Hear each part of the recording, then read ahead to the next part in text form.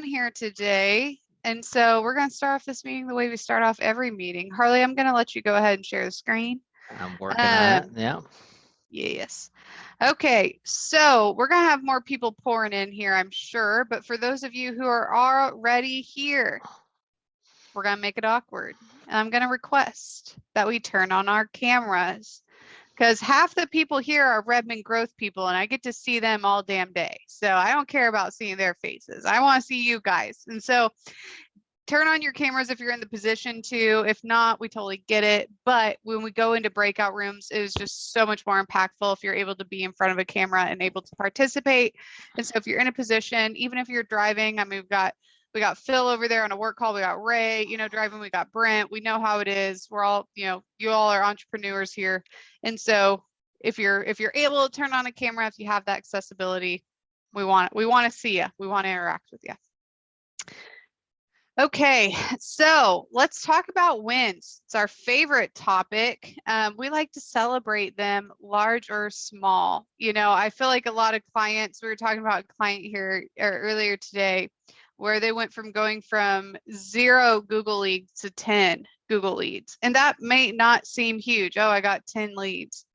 But going from 0 to 10, that's a big deal. No, it's not 100, but it's 10 more than you had. And so You're let's no longer celebrate. invisible.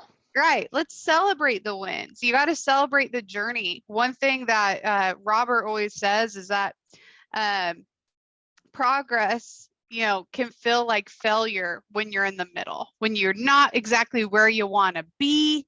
You might still be in progress, but you're not where you want to go. So it can sometimes feel like failure. We want to kick that idea to the curb. We want to celebrate all of the wins along the way. And so if anybody has a win that they'd like to share, we'd love for you to unmute, be bold, and tell us the good news.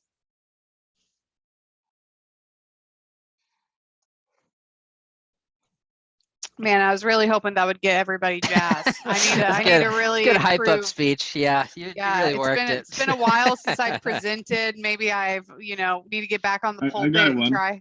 Yes, tell us, Fabio. Thank you. Fabio! No, let's go. So let's go. Just find out got another month, good profit, another 20% month. Another 20% profit month. Let's go, Fabio. That is awesome. Is that pretty improved from where you used to be? Is that quite a bit of improvement? Kinda. Well, we're going to celebrate it. We're going to celebrate that 20% profit month. Anybody else? Well, a client texted me who's on here. He reminded me that he's got a win where this past week he was able to secure his first office space. To bring on an office person to manage office things. So that's a great step. That is huge. That is such a relief. We love seeing that progress. We know it's a big step when that's a new position to add, but it's so good, to when it comes to separating work and home and getting somebody else to answer the phone. So huge congratulations. Oh, yeah. If there's any other wins, type them in the chat. We want to celebrate with you. But for sake of time here today, we're going to move her along. And Harley, I'm going to let you take the reins here. Yep, that's right, folks. I'm running the show today, so beware. What we're going to talk about is the big teaching moment is what we call the triple D method to cutting expenses, and we're going to go into all sorts of more details about that later. And then in the breakout rooms, it's all about making it practical for you guys. That's why you show up to these group calls, is because you want to leave with tangible action items for yourself. So that's why these breakout rooms are so great. And then throughout the session, just know you can chime in for random questions, and you can ask those in the breakout rooms as well. But the triple D method. So this can sound like off the cuff a very simple topic, cutting expenses. Where obviously we're all wanting to try and find ways to cut expenses. But what I wanted to show you is a method that we developed here at Redmond Growth, where it's simply asking 3 questions about how to think through cutting expenses.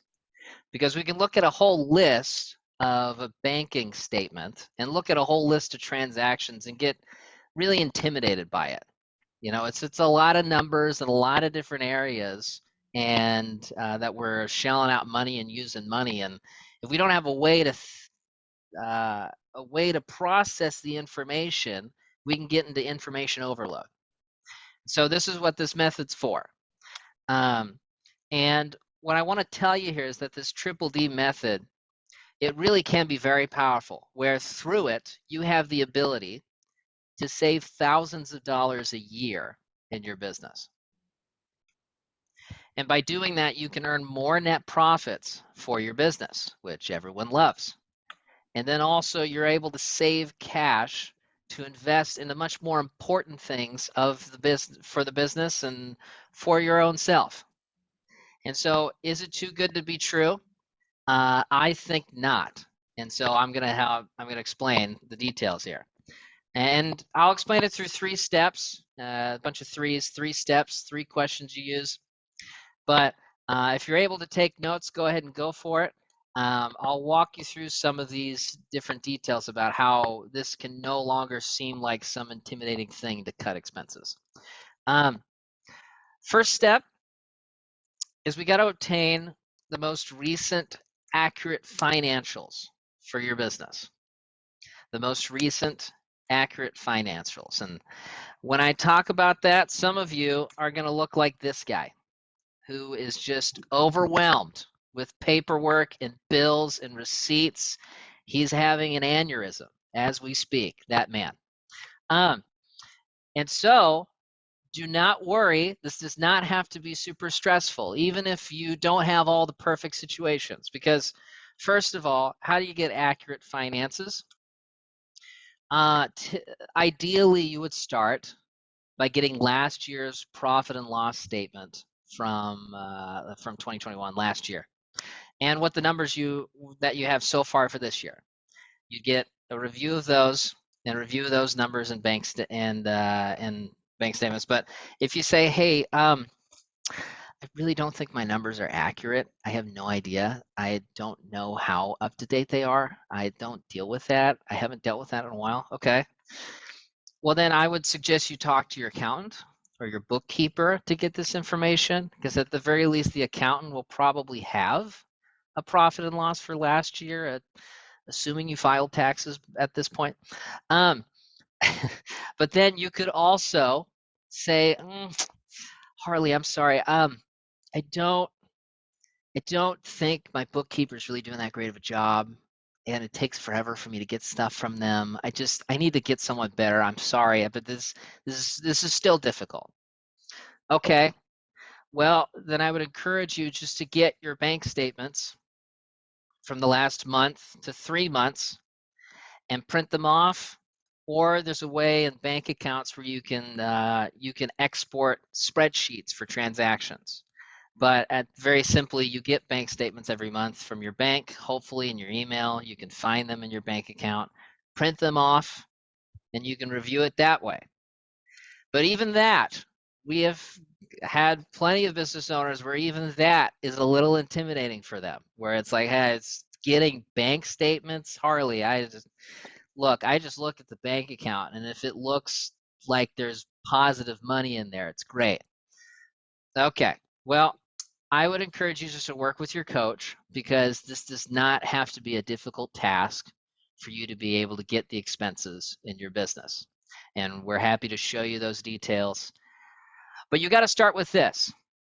You got to start with getting accurate finances, because whether it's just going straight to the bank account and getting bank statements, or whether it's having a profit and loss statement, you got to have accurate numbers. Because if we don't have accurate numbers, then we don't have a solid foundation to work from on making an impact with your expenses. So that's the first step. Second step might sound like something you're, might be a little different. I want you to have a target or goal in mind before starting. And what I mean by that is, whenever we talk with people about their expenses for business owners, it's our thought that most of you are actually like you're not unwise with your spending most of the time. You're trying to be good. You're trying to do a good job with your spending. And for a lot of you, you're kind of scratching your head thinking, well, I feel like I'm already working a pretty lean operation here. Like, I just can't imagine what else I could be cutting. And, for most of you, that's probably right because, you're still here running a business. So you're probably not shelling out tons of money at clubs, because you probably wouldn't be here. So most of you are probably doing fine with the spending, but I'd like to ask you this. What if you had an extra $1,000,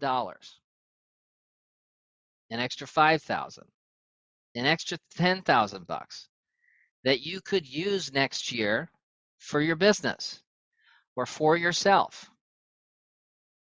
That's not nothing,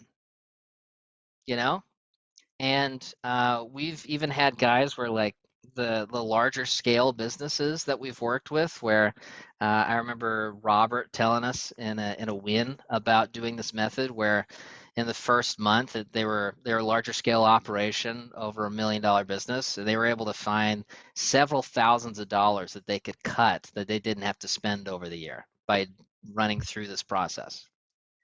And for some of you, it's going to look a little smaller, but I'd encourage you to think, well, hey, 1,000 to 5,000 bucks, that's not nothing because, we're human beings and we're not as motivated to cut expenses or do these activities if we don't have a clear reason for doing it. And I'm going to put Bryce on the spot because he's told me, Bryce confirmed this. Did you not just sign up for an Ironman next year? Yes, I did. I did indeed.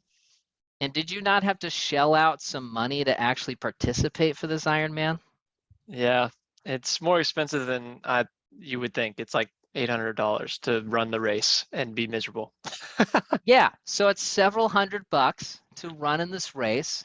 And so I don't know. That's for a lot of people, these competitions and these races are great motivators to actually get out there and exercise and get fit and be impressive with your physical body.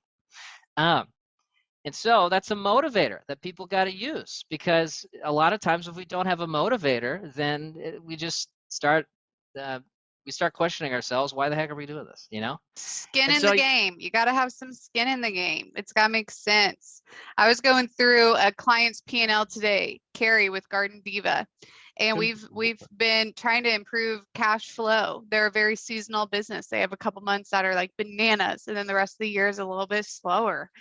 And so we were breaking everything down on an annual basis. And what we came to realize is if she can trim off just 5% from her overhead, if we can trim off 5% somewhere, she's at a 20% profit margin from a business that used to be consistently in the red. And so this is not a small thing. And if you sit down and you take time to go over your numbers and you think, if I had an extra $500, if I had an extra 1,000, 5,000, if I was able to trim a couple percentage points here, what could that mean for my business as a whole? Because it can be so impactful. It all adds up. Right. It does all add up. And you know what? It's more than just even the business. What could that mean for yourselves? Because as a reminder, one of the core principles at Redmond Growth is the business exists to serve you. So here's some examples. How about a big family trip? When's the last time you've gone out somewhere where it's not just like, I don't know, a couple hours away at a place you go to all the time or your relatives? What if like you went to a beach somewhere that you've never been to before and you got to actually relax with the family? You could do that through this method by just cutting this much from the expenses. Or how about paying yourself more? You guys work so freaking hard. Why don't you give yourself a raise? I mean, come on.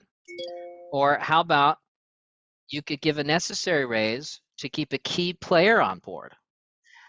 We have this phrase called the golden handcuffs, where you you give people basically a working situation where they're getting paid nicely enough and it's a nice enough job for them to think, is it really going to be better anywhere else? I don't think so. And I got to see Brent actually this past couple weeks ago. He got to convince an employee that he's really in probably the best spot for himself, you know, and that was great. And then finally, you know, build emergency savings for security. Just having extra cash on hand for whatever the heck could happen gives you a lot of peace of mind. This is why we go through profit first, but this is why you also spend time doing something like this. So have a goal in mind about where you want to hit. You know, for Garden Diva in Nicole's example, it's 5% shaving in overhead expenses. And it could even just be 1 or 2%. But what does that number look like? And then what kind of difference would that money actually make to your lives or to the business? Then third, ask 3 questions about every expense. And so ask 3 questions about every expense. And what I also wanted to share with you here is that if you need some kind of like template or framework in order to work on this, we do have a like an expense breakdown sheet where you can list items on a spreadsheet, so it's a little cleaner than maybe a bank statement or other spreadsheets. So if you want something like this, request it in the breakout room. We can hand it to you, or get it from your coach later on, because we really want this to be something that's not a crazy intimidating task for you. But you ask 3 questions, the 3 Ds in the Triple D method. The first D is delay. Delay. Do we have to spend this now, or can we delay this expense? And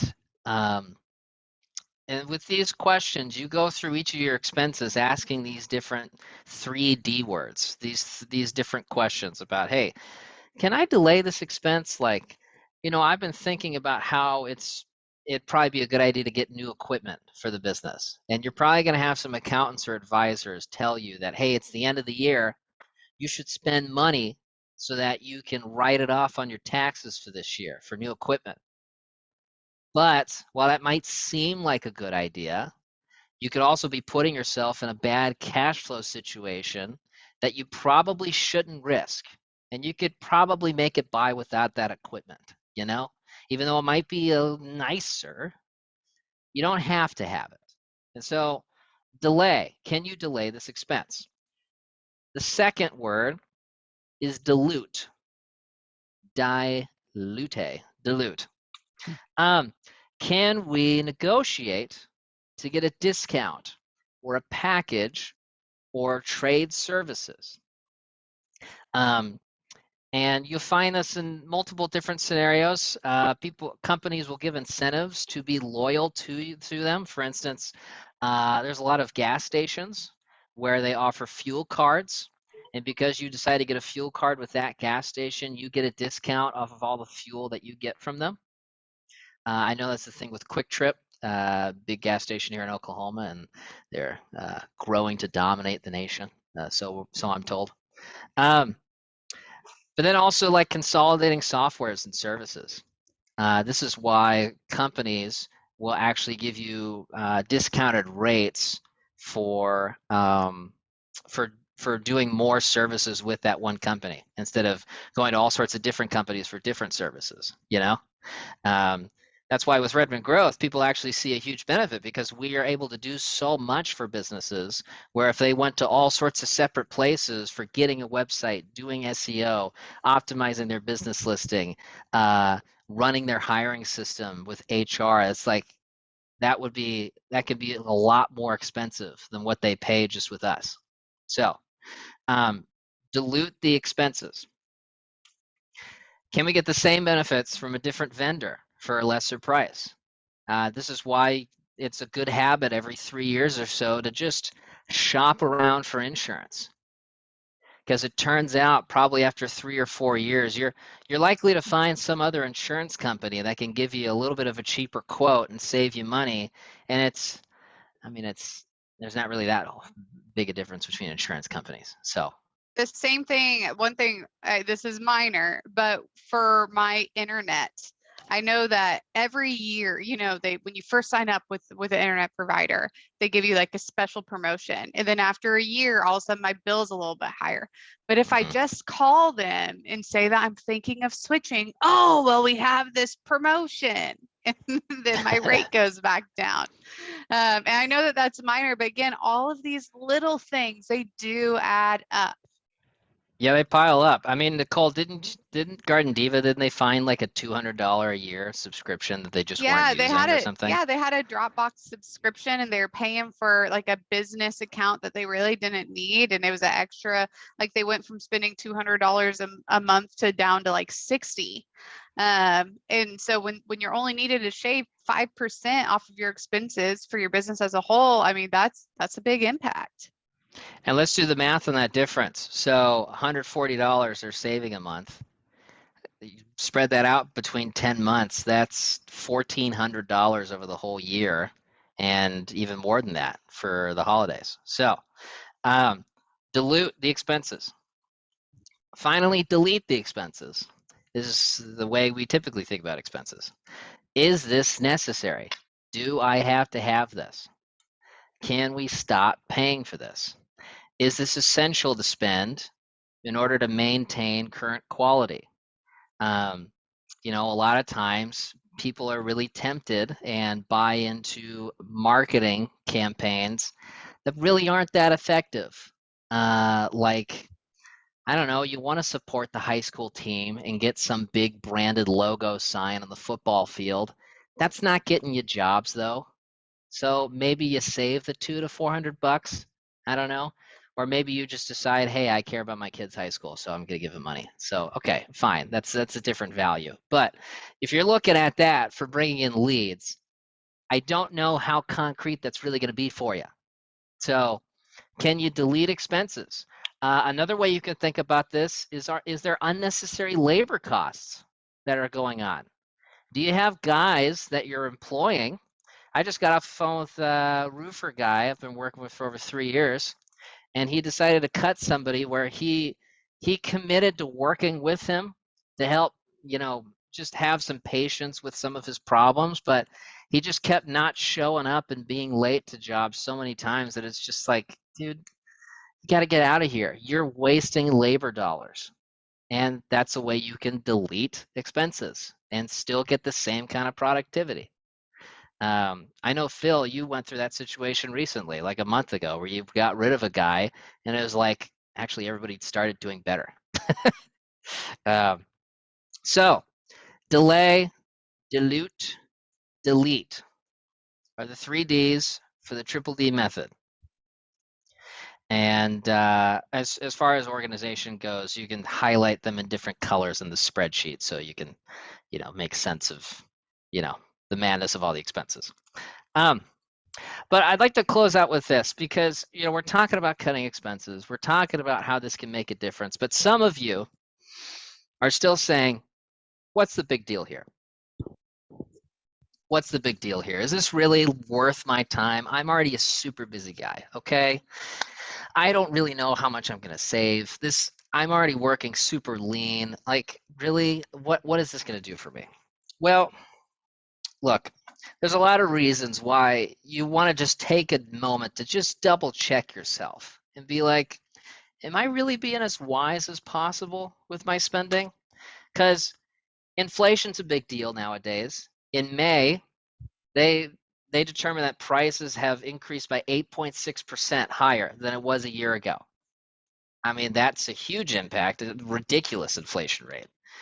And almost all of us are stressed about finances. 61% of Americans are saying that they're worried about their finances. And you're probably thinking, wow, that seems like a low percentage. I feel like it's a lot more people.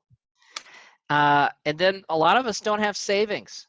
56% of Americans are unable to cover an unexpected $1,000 bill with their savings.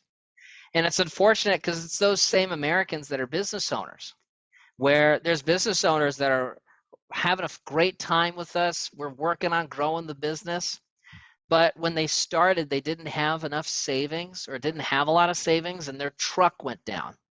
And they got to pay some huge expense to repair the truck.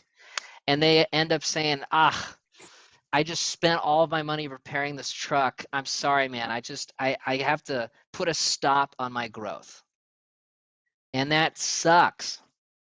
You don't want that to happen.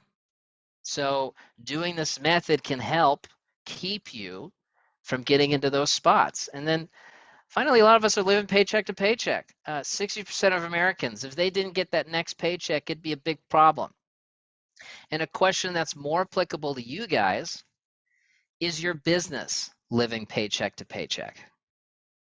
Like if you didn't collect money for the next couple weeks or a month because of people being squirrely and being tight and not wanting to give you what you owe, is that going to be a bad problem, you know? And so going through all this might seem like minor changes, adjustments, and even rules to how you spend your money. But it can save you thousands upon thousands of dollars. And it's worth it to take a little bit of this time to double check. And I'm telling you, the more you invest into this, the more you're able to come up with really great guidelines and policies for how you manage expenses and finances so that you keep yourself from getting in bad spots. It's like, I don't know, we always preach about having a weekly time to review finances. Well, think of it similarly. People are more so convinced to have weekly team meetings. And I know the people in this room that have implemented weekly team meetings, that once they started, they could not imagine not having those in their company. Like it's just such a game changer to make sure things are on track with their company, with their team. They can see squirrely issues with employees before it gets bad. Well, what we're talking about now is instead of with people and humans and jobs, we're doing that same thing with finances. We're saying, hey, let's take a moment to review what's going on here and maybe do this every now and then so that we don't let things get out of hand. We don't let things come up on us and then totally thwart our pursuit for growth.